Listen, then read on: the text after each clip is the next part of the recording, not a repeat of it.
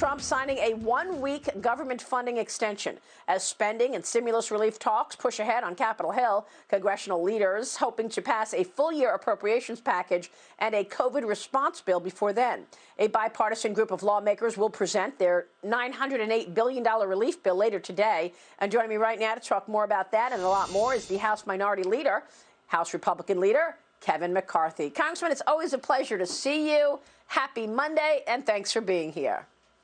Thank you, Maria. And today is a much better day than yesterday. The vaccines are moving. The world is going to be better, and definitely America is going to be better, because this will not be the only vaccine. There's more coming. And I think this first quarter, at the end of this first quarter, America is going to look so much stronger and better. And a lot of that credit goes to President Trump for Operation Warp Speed. Yeah, I love that we're talking about this right now. The president told us we would have a vaccine by the end of the year. People mocked him, and yet here we are. Tell me about your reaction to some of these lockdowns. We were just talking about New York City, for example. Indoor dining, done. Not going to happen, according to Governor Cuomo, because we are seeing spikes in coronavirus cases, even as we do talk about this positive news with the vaccine being delivered. You know, it's very sad because we see more than hundreds of thousands of small businesses closed. I opened my first small business when I was 20. I know what it's like to have a dream. And then to have it shattered by government. What's even worse, though, is what Nancy Pelosi has done. We were able to get that paycheck, the PPP money, out to the small businesses that helped them pay their employees, pay their rent, get them that bridge across while we battle COVID. But more than 40 times since this summer, the Democrats have voted no to letting more money out. They don't even have to appropriate more money. There's $138 billion still sitting there. But she uses it as a political tool, and it wasn't until just last week that she finally admitted what we all knew, that she was doing it for politics. She wanted to hold it up because of the election. She wanted somehow to hurt President Trump. And remember, she is the only person in this country that believed doing nothing was better than doing something. But that's exactly what she's done with the power of the House.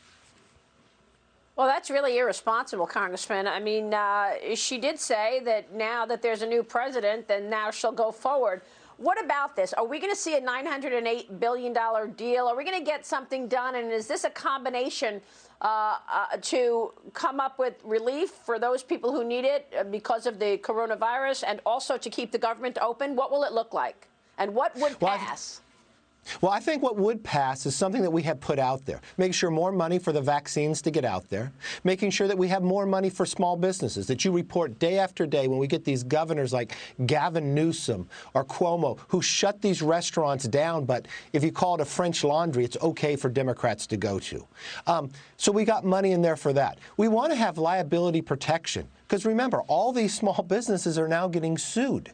Not only are they being shut down, they're going to be shut down for good. Then we would provide actually resources to the people. You would either get direct checks to go through before Christmas time, so you could actually make your payments. We have funding throughout that would help schools that are non-controversial. But again, I thought we were in a very good place last week. There is one sticking point, and it's still the same person.